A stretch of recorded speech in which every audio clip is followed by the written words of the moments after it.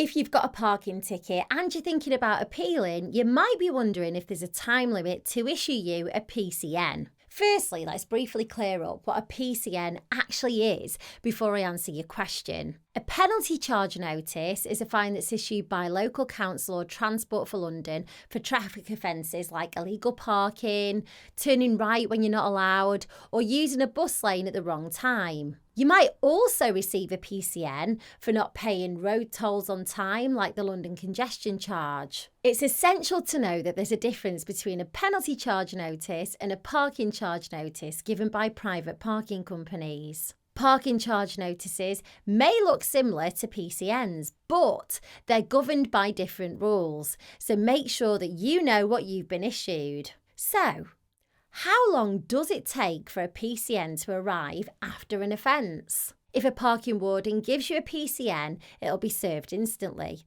However, if cameras were used to capture your traffic offence, you should expect the PCN to arrive within 4 weeks. If the issuer of the PCN, which is usually the council, has difficulty getting your address from the DVLA, it can take longer than 4 weeks. It's worth noting that the local council has 28 days to serve you with a PCN, but this can be extended in certain circumstances. For example, if the DVLA is delayed in providing your address, the council can request your information from the DVLA within 14 days, and the PCN time limit can be extended by many months. When it comes to paying your PCN, most councils allow you to pay online. To do so, you'll need to visit your issuer's website and enter your vehicle registration number and your PCN number, which you can find at the top of your PCN. If you pay within the first 14 days, you may be eligible for a discount of up to 50% of the total fine.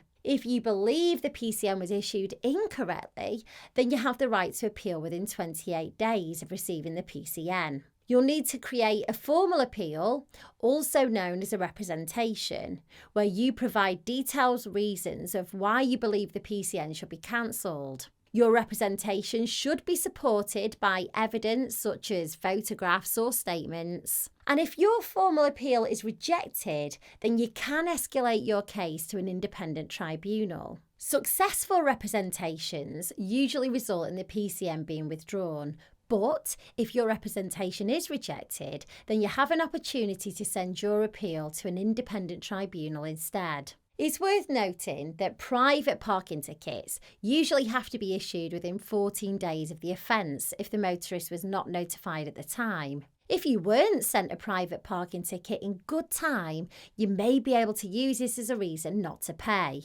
According to the Protection of Freedoms Act, in 2012, private parking companies must send a notice to keeper and NTK within 14 days of the alleged parking offence. The NTK should include specific information, just like the date, time and location of the alleged infringement, the amount of the charge and the appeals process. However, if the parking company doesn't know the name of address of the driver at the time of the parking offence, then they've got up to 28 days to send the NTK to the registered keeper of the vehicle. If you're a bit unsure on whether you have grounds to appeal and you want to run it by a professional, then you could try an online solicitor like JustAnswer. They're currently doing a £5 trial and you can ask any questions about your PCN in the online chat. I'll put a link below the video, and if you use it, you'll be supporting Thrifty Family, so thank you.